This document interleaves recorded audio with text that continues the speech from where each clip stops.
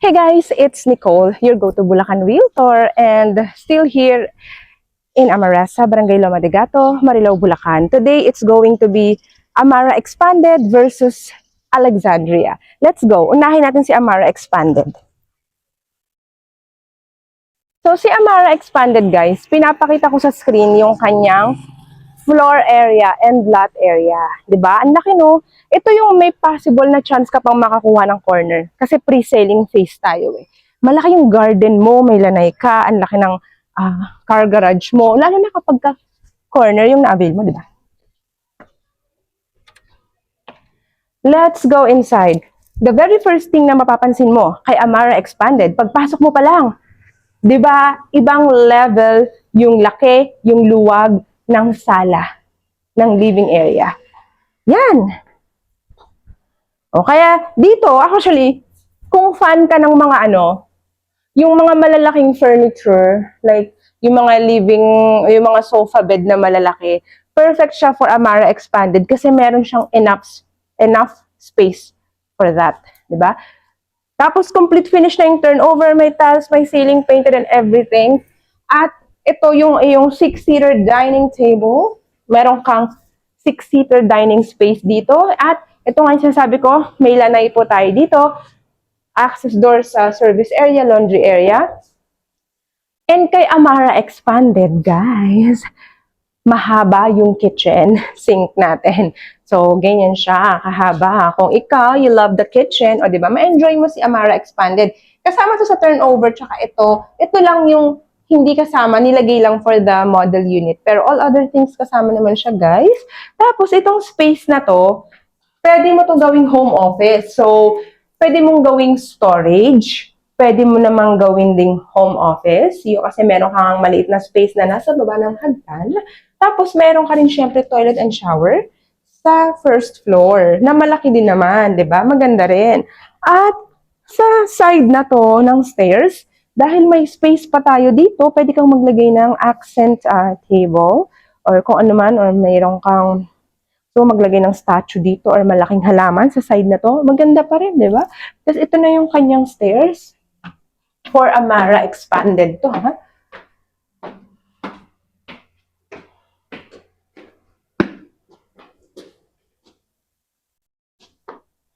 This is Amara Expanded Bedroom 1. In total, we have 3 bedrooms and 3 toilet and shower for Amara Expanded. So, sa side na to, nakita nyo may space pa, ha? Ayan. Pwede ka pang maglagay ng customized closet sa side na to. Diba, guys? So, let's go to the bedroom number 2. Bedroom number 2, baby's room. Pero kasya pa rin dito yung single bed or double bed. Ha, kasi may space pa yan dito. Baka kala nyo maliit lang siya. Meron pa tayo dito. Yan. For Amara Expanded Bedroom 2. Meron din siya dito, toilet and shower dito sa side. Yan. So, second toilet and shower. Meron pang isa. At dito, dahil may space pa dito, nilagyan nila ng halaman, tsaka ng chair. So, ayan, maluwag po kasi talaga yung hallway ni Amara Expanded. Siyempre, let's go to the master's bedroom. Parang hotel lang, no? Can you see how beautiful and stunning your master's bedroom is? For Amara Expanded, pwede ka maglagay ng television dyan, diba? Enjoy your favorite Netflix, o para kang hotel-like living. And pwede dito queen size bed, ha? At syempre master's bedroom, may sariling toilet and shower. Yun yung maganda kay Amara Expanded. Maliban sa meron ka ng customized closet dito, and then another here. Ayan. High ceiling, maluwag, malaking sariling toilet and shower for Amara Expanded. Na meron pa dito another closet, diba? We go naman, guys, sa kanyang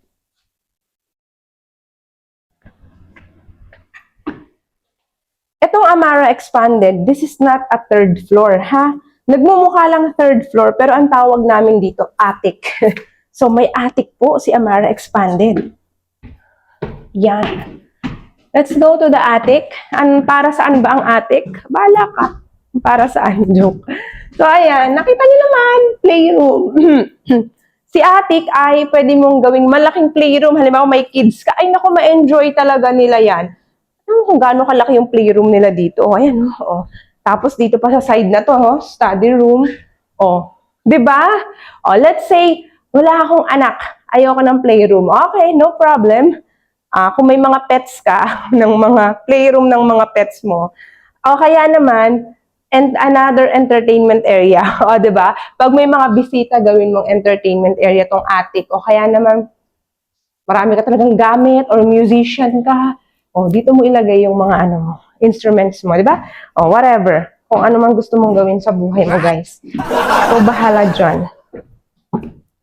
Siyempre, andito naman yung kanyang signature balcony.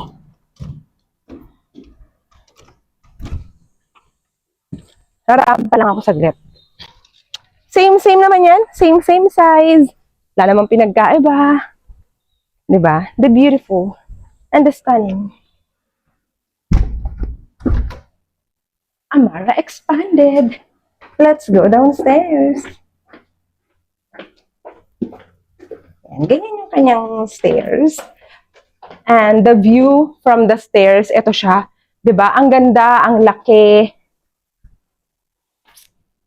Hi!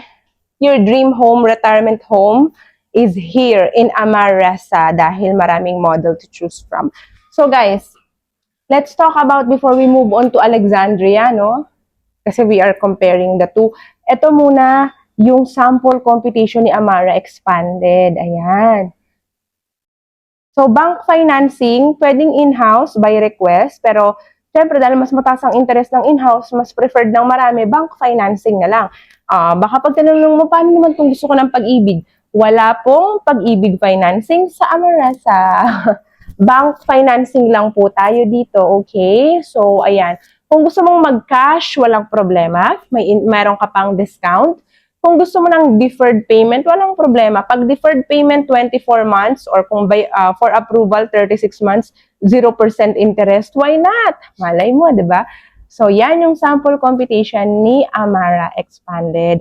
Ang kailangan mo lang naman gawin, syempre, to reach out to me directly kasi bawal mag-walk-in dito, di ba? Pero syempre, guys, Amara Expanded pa lang yan. Hindi pa yan yung pinakamalaki sa Amaresa. Ang pinakamalaking model natin ay si Alexandria model. Yun naman yung titingnan natin ngayon. So, let's compare the two. So, let's go to Alexandria model. And the next model that we're gonna house tour today is called Alexandria model. Mas malaki siya kumpara kay Amaresa Expanded na una nating tinur. So, ito yung exterior view ni Alexandria.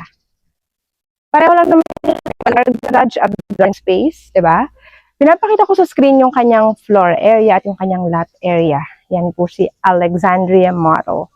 Let's go to... Let's go to the living space. Ayan. So, ang mapapansin mo kay Alexandria, di ba? Maluwag rin at malaki yung kanyang living area. Tignan niyo dito, guys. Yan. So, parang, syempre, mas lumaki yung floor area niya, di ba? O, mas lumaki yung ating 6-seater dining table dito. Mahaba pa rin yung kitchen natin. Tapos, meron pa rin tayong lanay for Alexandria model. Pero ano pa ba yung nadagdag kay Alexandria sa first floor? Ito, nagkaroon dito ng extra room. So, itong room na to, kung gusto mo to gawing helper's room, guest room, o kaya ito nga, katulad nito, workout room, nilagyan ng mga gym equipment. Pwede, depende sa'yo, di ba? Nakadepende sa yan, guys. Ito, maluwag pa yung space niya sa ilalim ng hagdan. At meron pang isa pa ditong rooms. So, yung second room sa first floor, pwedeng study room or piano room or another bedroom. In short, ano siya? In total, 5 bedrooms. So, 5 bedrooms or up to 5 bedrooms. And then, 3 toilet and shower. Ito yung kanyang first toilet and shower, guys, sa ground floor. Let's go upstairs.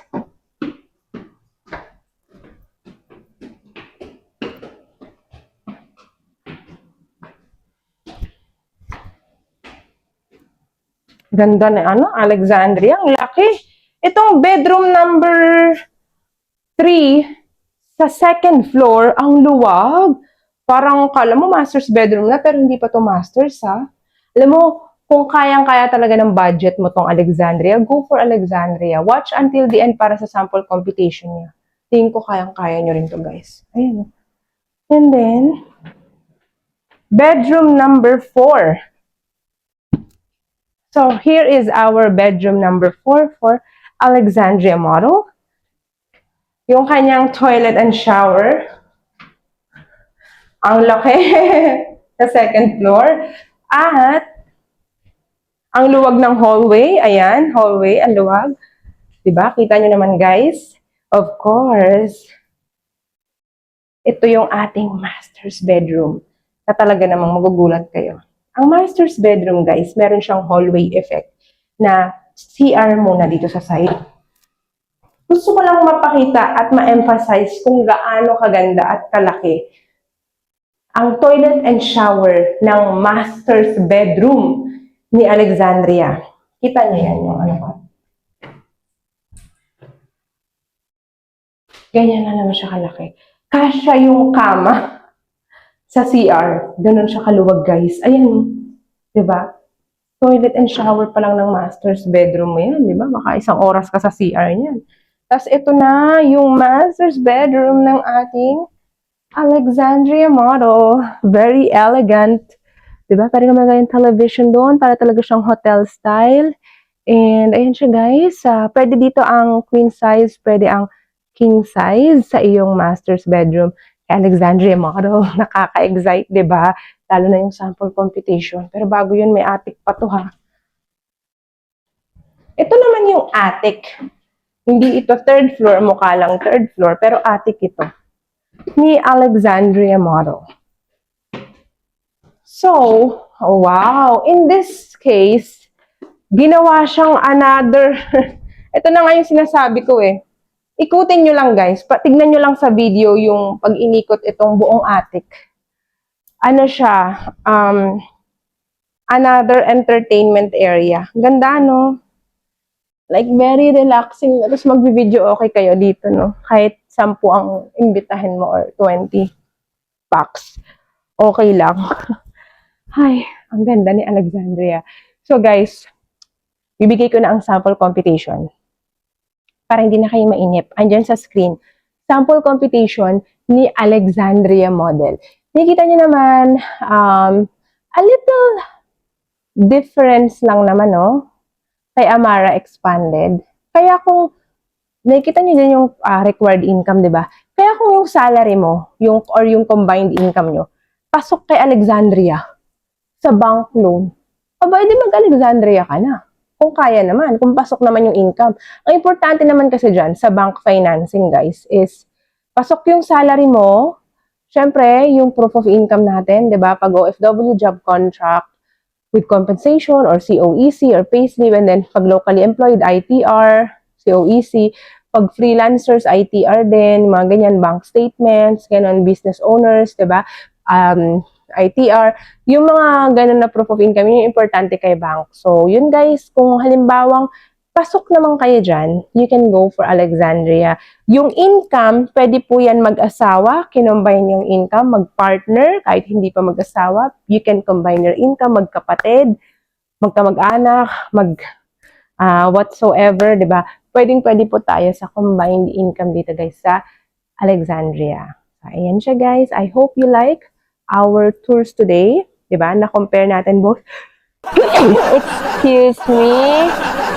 Excuse me po. Konting commercial lang yon. At nakita nyo naman yung comparison nilang dalawa. Depende na lang sa'yo kung saan mas pumasok yung income mo, di ba, no? For between Amara Expander Alexandria. So again, strictly no walk-ins po dito, okay?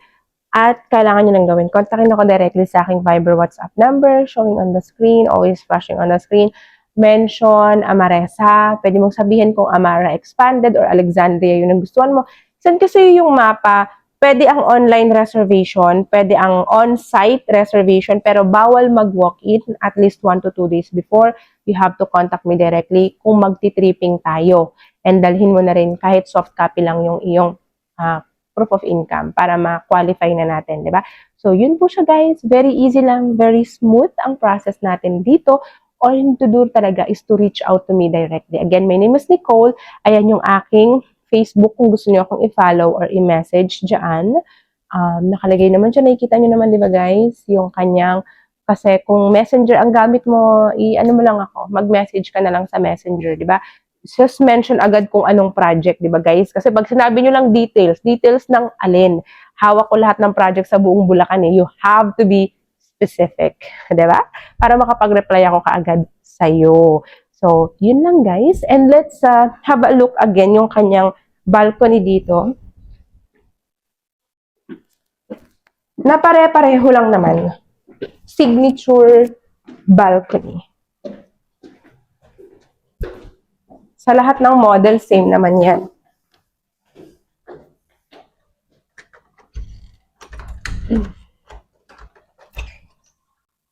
Ayan, medyo stunning balcony. I just want to tell you, don't forget to hit like and subscribe.